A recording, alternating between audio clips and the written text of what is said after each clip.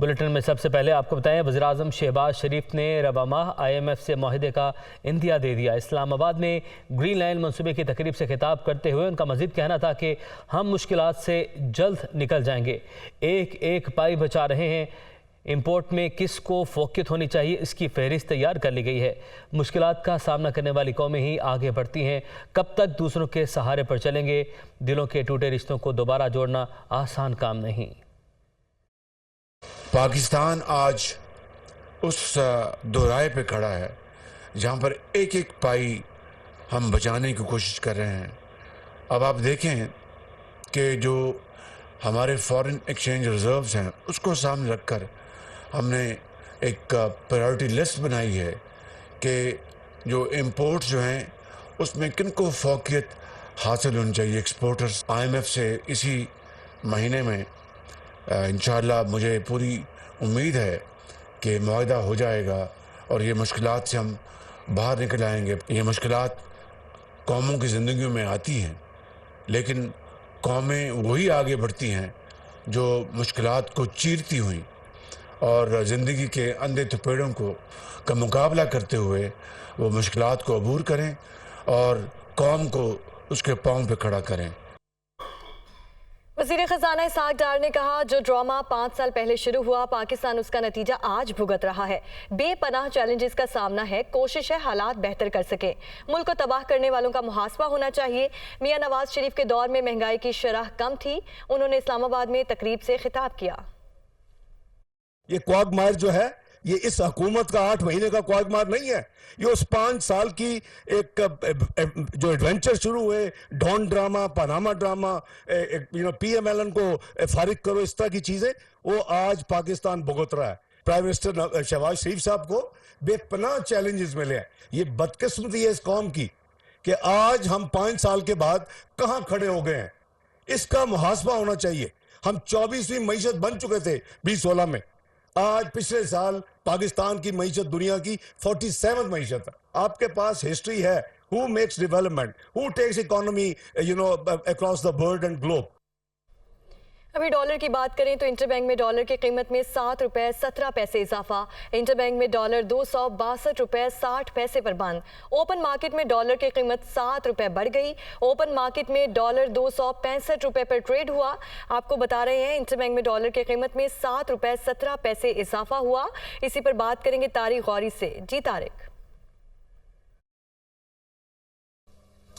روپے کے مقابلے ڈالر کی قیمت میں اضافے کا رجحان جاری ہے اور اس کی سب سے بڑی وجہ یہ ہے کہ IMF کی شرائط پر عمل درآمد ہونا شروع ہو گیا ہے۔ جو منی بجٹ کے نام سے ہم کافی خبریں بھی سن رہے ہیں کہ منی بجٹ کے حوالے سے کافی ٹیکسز تقریباً 280 سے 300 ارب روپے تک کے ٹیکسز لگانے کی بات ہو رہی ہے۔ اس کی وجہ سے آئندہ آنے والے دنوں میں مہنگائی کس حد تک بڑھے گی، اس پر بات کرنے کے لیے اس وقت ہمارے ساتھ موجود ہیں جبران سرفراز جو کہ تجزیہ کار ہے۔ جبران، آپ کے خیال میں آپ کیا سمجھتے ہیں کہ ڈالر کی قیمت میں اضافے سے مہنگائی میں کس حد تک اضافہ ممکن ہے؟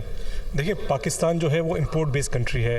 پاکستان میں سوئی سے لے کے جہاز تک تقریباً امپورٹ کیا جاتا ہے، جیسے مشینری ہے، ٹیکسٹائل ہے، را مٹیریل ہے، اور کافی چیزیں ہیں جو امپورٹ کی جاتی ہے۔ جب ڈالر بڑھے گا تو اس کا جو ایفیکٹ جو ہے وہ اب جو مزید جو ہے 30 سے 35% مہنگائی بڑھ کے آئے گا۔ اس کے ساتھ ساتھ اب الیکٹریسٹی، گیس اور دوسری چیزیں مہنگے ہونے کے بعد جو کاسٹ ہے وہ بہت زیادہ بڑھ جائے گی، جس سے جو مہنگائی کا ایک نیا طوفان برپا ہوگا۔ آپ دیکھیں چیزیں بہت زیادہ مہنگی ہو جائے گی اور لوگوں کی جو ہے جو حساب کتاب ہے وہ ذرا آؤٹ ہو جائیں گے اس سے۔ بہت شکریہ آپ کا جبران سرفراز، تجزیہ کار ہمارے ساتھ موجود تھے۔ ان کا کہنا تھا کہ حکومت کی جانب سے جو اب ڈیسیجن لیا گیا ہے کہ فائنلی IMF پروگرام کی تمام IMF شرائط پر عمل درآمد کرنے کی وجہ سے جو ڈالر کی قیمت میں اضافہ ہوا ہے، روپیہ ڈی ویلیو ہونا شروع ہوا ہے، اس کی وجہ سے جتنے بھی امپورٹڈ آئٹمس ہیں اور جس میں کھانے کا تیل ہے، دالیں ہیں، پیٹرولیم مصنوعات ہیں اور مشینری بھی ہیں، ساتھ ساتھ جو ہے وہ کئی کیمیکلز ہیں، کئی خام مال کی چیزیں جو کہ ایکسپورٹ کے لیے بھی استعمال ہوتی ہیں، ساری کی ساری مہنگی ہو جائیں گی اور جس کا فائنلی جو امپیکٹ ہے وہ ایک عام آدمی پر آئے گا اور مہنگائی کی شرح میں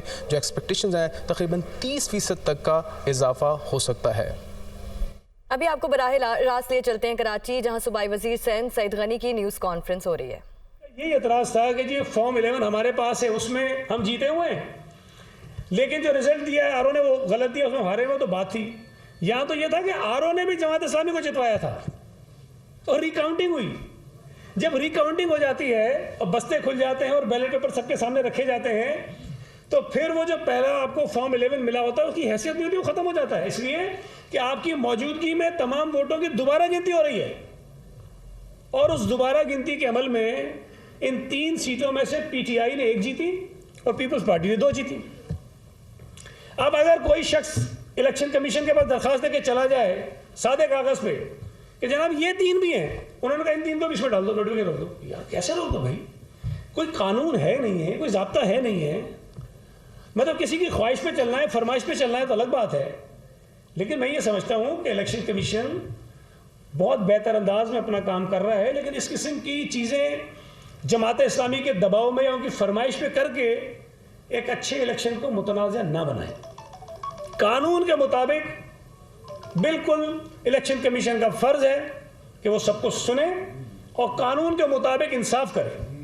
اگر پیپلز پارٹی کے ساتھ زیادتی ہوئی ہے اس کا ازالہ ہونا چاہیے، اگر جماعت اسلامی کے ساتھ زیادتی ہوئی ہے اس کا ازالہ ہونا چاہیے، اگر پی ٹی آئی کے ساتھ زیادتی ہوئی ہے اس کا ازالہ ہونا چاہیے، ہم نہیں پیش ہونا چاہیں گے۔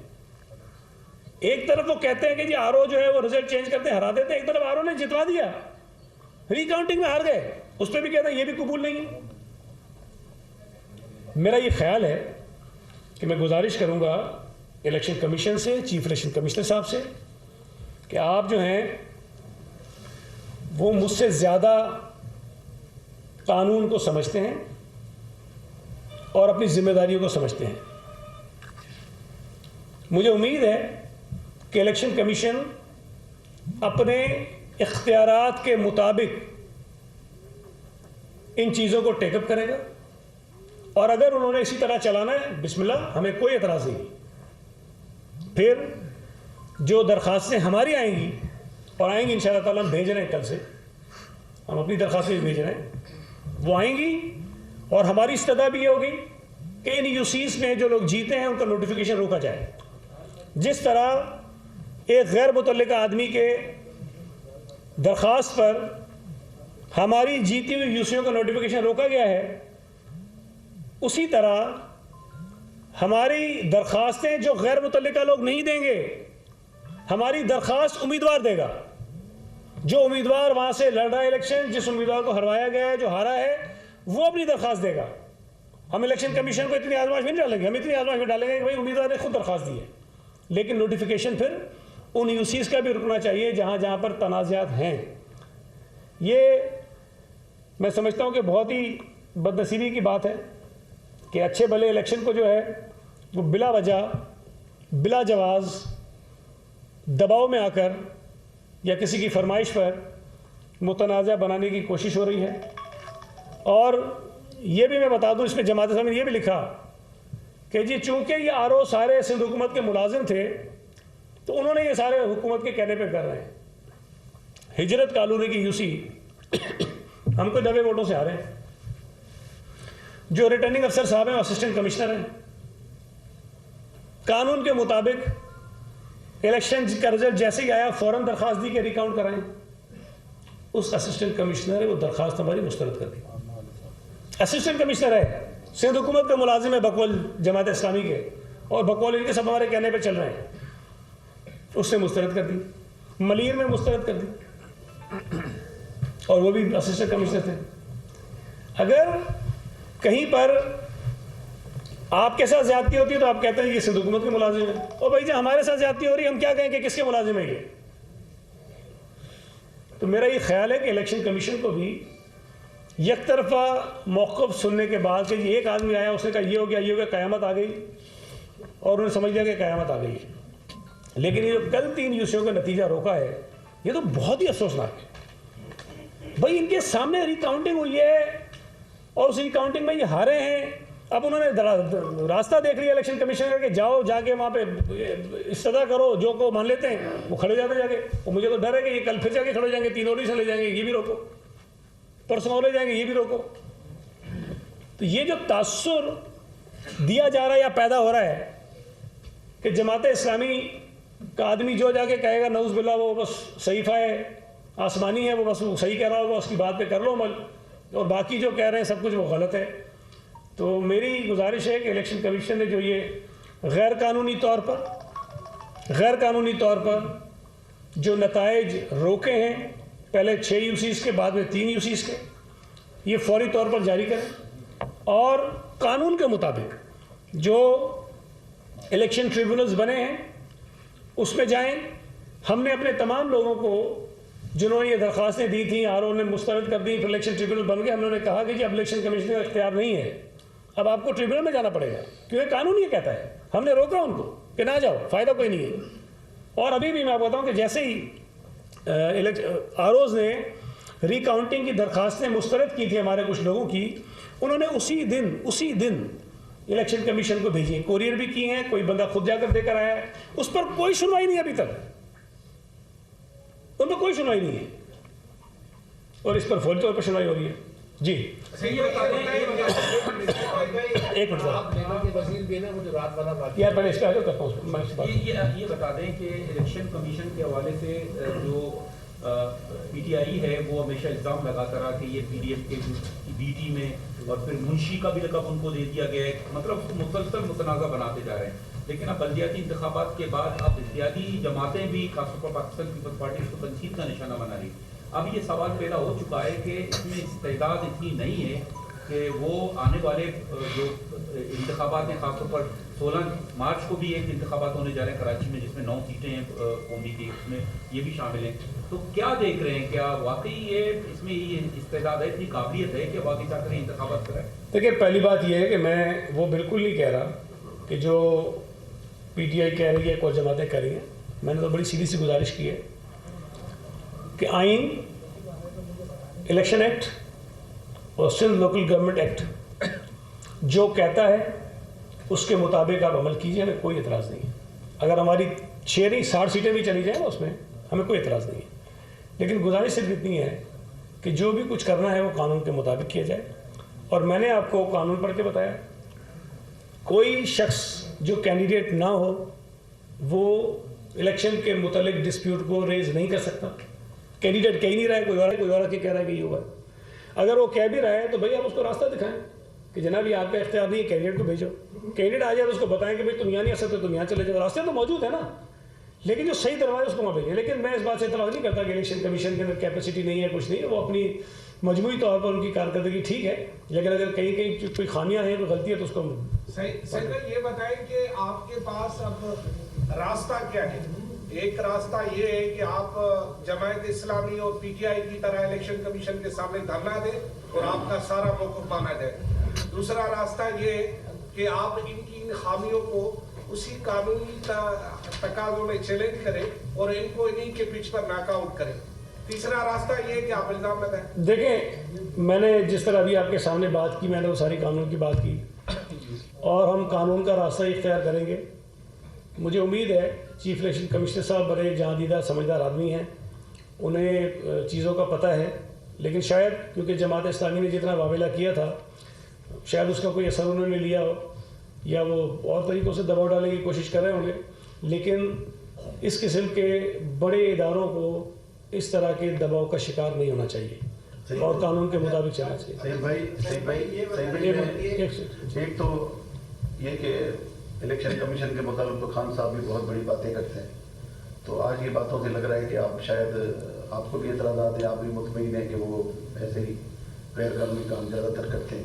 دوسرا سر یہ جو واقعہ ہوا ہے, یہ انوائرمنٹ پروٹیکشن اتھارٹی آپ کی کہاں ہے, سندھ حکومت کہاں ہے, اس کا ذمہ دار کون ہے؟ ابھی یہی پوچھے کوئی ایڈ کرنا ہے اس میں. دیکھیں ایک تو جو پہلا کوشچن آپ کا تھا, جو عمران نیازی کہتا ہے الیکشن کمیشن کے متعلق, میں اس سے بالکل اتفاق نہیں کرتا ہوں. وہ تو بدتمیزی کرتے ہیں, دھمکیاں دیتے ہیں. میں نے کوئی دھمکی نہیں دی, میں تو قانون کی بات کر رہا ہوں. مجھے محسوس ہوا کہ پیپلز پارٹی کے جو کینڈیڈیٹس ہیں ان کے ساتھ زیادتی ہو رہی ہے, اور میں نے مناسب سمجھا کہ میں آگاہ کروں آپ کے ذریعے کہ قانون کے مطابق کرنے فیصلے ہمارے ساتھ جاتی ہوگی برداشت کر لیں گے, لیکن قانون کو ایک طرف رکھ کے دباؤ میں یا کسی خواہش پہ فیصلے جو ہے وہ نہیں ہونے چاہیے. جو دوسری آپ نے بات کی کہ ہماری میں وہاں جو فیکٹریز سیل کی گئی ہیں, اول تو وہ غیر قانونی طور پر کام کر رہی تھیں, اور لیبر ڈپارٹمنٹ کا جو آپ کو بتا دوں کہ ہمارے دائرے میں یہ فیکٹریز اس وقت آتی ہیں, وہ ہمارے پاس جو اپنی رجسٹریشن کراتی ہیں, تو ہمیں پتہ چلتا ہے کہ یہ رجسٹرڈ ہو گئی, یہاں پر ہے, اس کی بھی ریکوائرمنٹس ہوتی ہیں. اگر کوئی گلے کوچی میں کہیں پہ کوئی ایک فیکٹری لگا لے, کام کرنا شروع کر دے, تو ہمیں تو نہیں پتہ چلے گا کہ کام کر رہی ہے, لیکن جب تک ہمارے پاس نہیں. دوسری بات یہ ہے کہ یہ جو ایک افسوسناک واقعہ ہوا ہے اس میں ابھی تک مختلف ادارے جو ہے نا اپنا اپنا کام کر رہے ہیں. خاص طور پر ہیلتھ ڈپارٹمنٹ بہت زیادہ محنت کر رہے ہیں, وہاں کے آفیسر جو ہیں کہ وہ جا کے ذرا اس کی تہہ تک پہنچیں کہ یہ جو ہلاکتیں ہوئی ہیں ان کی جان جانے کا سبب ہے کیا. جو میری اب تک کی اطلاعات ہیں جو مجھے موصول ہوئی ہیں کہ جو لوگ ہلاک ہوئے ہیں پچھلے کچھ دنوں میں, ان کی کوئی ایسا ریکارڈ تو ان کے پاس ہے نہیں کہ یہ سبب کیا تھا. جو ان کے لواحقین کچھ بتا رہے ہیں کہ یہ سمٹمز سے اس طرح کی صورتحال پیدا ہوئی, اس طرح سے ڈیتھ ہو گئی, تو وہ ہو گیا. لیکن جو لوگ علیل ہیں, بیمار ہیں اس وقت, جن کے اندر اسی قسم کے سمٹمز ہیں, ان کے مختلف ٹیسٹ کیے گئے ہیں اور ان کی رپورٹس جو آئیں گی پھر اس کی رپورٹس کے نتیجے میں یہ بات طے ہوگی کہ جو یہ بیماری تھی یہ کیا تھی اور اس کے پیدا ہونے کے ریزنز کیا تھے. لیکن فوری طور ایک ایڈوکیٹ سپریم کورٹ کا, اس کو ہتھکڑی لگائی, ہتھکڑی لگانے کے بعد اس کے منہ پہ کپڑا ڈالا, کپڑا ڈال کے آپ اس کے ساتھ اس طرح اپنا رویہ رکھا جیسے کوئی دہشت گرد ہوتا ہے. ہمیں یہ سمجھائیے اسلام آباد سے کیس کیا گیا اور آ کے لاہور میں پکڑا گیا. یعنی یہ اگر دیکھا جائے تو یہ ایک ساری بہت بڑی سازش ہے پاکستان کی عوام کے خلاف. انہوں نے کوئی کسی قسم کا قانون نہیں چھوڑا اور یہ بالکل ایک بنانا ریپبلک بنی ہوئی ہے. وہ کہتے ہیں جنگل کا قانون ہے, جو آ کے چڑھ کے اوپر بیٹھ گئے ہیں وہ اس بات کو فالو کر رہے ہیں کہ ہم اپنی مرضی کے مطابق کریں گے. میں یہ باور کروانا چاہتی ہوں جو اس وقت کیئر ٹیکر حکومت ہے کہ ان کے جو چیف منسٹر ہے اس کے خلاف محسن نقوی کے خلاف کامیابی کا کریڈٹ لے رہے ہیں. جہاں ناکامی ہوئی ہے پیپلز پارٹی کو سینٹرل شرکی اور دیگر, تو وہاں کی بھی ناکامی کا آپ اعتراف کریں کہ وہاں پر آپ صحیح ڈلیور نہیں کر سکے یا کچھ اور معاملات تھے. دیکھیے, پہلا جو آپ کا سوال ہے اس میں نے ابھی بتایا کہ جو خاص طور پر اگر ہم لیبر ڈپارٹمنٹ کی بات کریں تو ہمارے پاس جو رجسٹرڈ فیکٹریز ہیں یا جو ادارے ہیں ہم انہی کا انسپیکشن بھی کرتے ہیں. لیکن انسپیکشن بھی ظاہر روزانہ تو نہیں ہو سکتا اور ہر سال سب کا بھی نہیں سکتا, اس لیے کہ خاص طور پہ کراچی میں بہت بڑی تعداد ہے اس قسم کے یونٹس کی, تو وہ ہم کرتے رہتے ہیں گائے بگائے انسپیکشن ان کی. لیکن یہ جو واقعات جن کا آپ ذکر کر رہے ہیں نا, یہ موسٹلی انلیگل جو فیکٹریز بنا لیں, کچھ چھوٹے چھوٹے یونٹس بنائے ہوتے ہیں مختلف جگہوں پہ, وہاں جو واقعات ہوتے ہیں آپ ان کا ذکر کر رہے ہیں. اور میں نے سر ابھی کہا کہ جو انلیگل یونٹس ہیں مختلف آبادیوں میں, اس کا ہمارے پاس کوئی ڈیٹا نہیں ہے, نہ ہمیں پتہ ہوتا کہ کہاں ہیں. اس کی اگر نشاندہی کہیں ہو جاتی ہے, کچھ پتہ چل جاتا ہے تو ہم اس پہ کارروائی بھی کر لیتے ہیں, بند بھی کرا دیتے ہیں. لیکن ظاہر ہے کہ یہ مختلف ڈپارٹمنٹس میں انوالو ہوتے ہیں اور وہ سب کو مل کے اس کو ٹھیک کرنے کی کوشش کرنی چاہیے. جو دوسرا آپ کا سوال ہے, میرا یہ خیال ہے باوجود کچھ جگہوں پہ ناکامی کے, پاکستان پیپلز پارٹی کا کراچی میں اس الیکشن میں جو رزلٹ ہے وہ کافی اطمینان بخش ہے. اور اس پر ہم یہ نہیں کہہ سکتے کہ ہم نے کوئی بہت زیادہ برا نتیجہ حاصل کیا ہے. ڈسٹرکٹ سینٹر کی بات کر رہے ہیں, وہاں ہماری ایکسپیکٹیشنز بھی کوئی بہت زیادہ نہیں تھی. ہم جتنی توقع کر رہے تھے اس سے 2-4 سیٹیں ہم نے کم لے لی اسی طرح کولنگی میں. لیکن مجموعی طور پر میں سمجھتا ہوں کہ رزلٹ ہمارا ٹھیک رہا ہے. ہماری توقع سے کچھ سیٹیں ہم نے کم لی ہیں پورے شہر میں, لیکن ٹھیک رہا ہے. جو ڈی آر او ہے ضلع غربی کا, اس نے جو ایک کنسالیڈیٹ رزلٹ جاری کیا, اس میں جو اس نے یو سیاں روکی وہ ان یو سیوں سے بہت مختلف ہے جن کا رزلٹ الیکشن کمیشن نے روکا ہوا ہے. ڈی آر او نے جو رزلٹ نہیں دیا وہ یو سی 1, یو سی 2 اور محمد آباد کی یو سی 8, اس کا رزلٹ روکا. لیکن الیکشن کمیشن نے جس جو رزلٹ روکنے کی بات کی وہ یو سی 3 تھی, یو سی 7 تھی ضلع غربی کی, پھر یو سی 8 تھی شاید منگو پیر کی, اسی طرح محمد آباد کی یو سی 8. تو مجھے رزلٹ مختلف انداز سے. ایک بات. دوسری بات یہ ایک بڑی کنفیوژن ہے, لوگ بہت جلدی کے اندر ہے کہ کل ہی میئر بن جائے. تو پہلے 11 سیٹوں پر الیکشن ہوں گے, کورم پورا ہوگا, یا ان 11 سیٹوں کا انتظار کیے بغیر ہی میئر بنا دیا جائے. اچھا کہ آپ نے یہ پوچھ لیا, یہ بڑا ضروری سوال. جو پہلی بات آپ نے کی اس میں مجھے نہیں پتا کہ ڈی آر او نے اگر روکیں تو کیوں رکھیں, لیکن میرا نہیں خیال کہ اس کو روکنے کی وجہ تھی. لیکن جو الیکشن کمیشن نے روکے ہیں ہم تو یہ بات کر رہے ہیں, ان کا یہ اختیار نہیں ہے. جو دوسری بات آپ نے کی یہ بھی بڑی امپورٹنٹ چیز ہے. آپ کو یاد ہوگا کہ جب بھی قومی اسمبلی اور صوبائی اسمبلی کے الیکشن ہوتے ہیں اس میں بھی ملک میں کئی حلقے جو ہیں اس پہ الیکشن نہیں ہوتے ہیں مختلف وجوہات کی بنا پر. پھر کچھ لوگ ہوتے ہیں جو ایک سے زائد سیٹوں پر الیکشن جیت جاتے ہیں، وہ بھی نشستیں اپنی خالی کرتے ہیں. لیکن جو ریزرو سیٹس ہیں وہ الوکیٹ کر دی جاتی ہیں، وہ رکتی نہیں ہیں. پھر وزیر اعظم کا اور وزیر اعلیٰ کا انتخاب ہو جاتا ہے، وہ رکتا نہیں ہے. اور وزیر اعظم کا اور چیف منسٹر کا الیکشن ہونے کے بعد الیکشن کمیشن شیڈول جاری کرتا ہے ان نشستوں پر جو خالی ہوتی ہیں، چاہے وہ کسی نے ڈیتھ کی وجہ سے ہوں یا پھر یہ کہ وہ کوئی زیادہ سیٹیں چھوڑی ہوں تو بعد میں ہوتا ہے الیکشن. یہ جو الیکشن کمیشن کی منطق ہے، سچی بات ہے، یہ میری سمجھ سے باہر ہے اور اس میں پرابلمز ہیں. میں آپ کو بتانا چاہتا ہوں کیا پرابلم ہو سکتے ہیں. اگر یہ نئی روایت الیکشن کمیشن پیدا کرنا چاہتا ہے کہ پہلے آپ نے جتنی سیٹیں ہیں ڈائریکٹ الیکشن والی ان کو پورا کرنا ہے.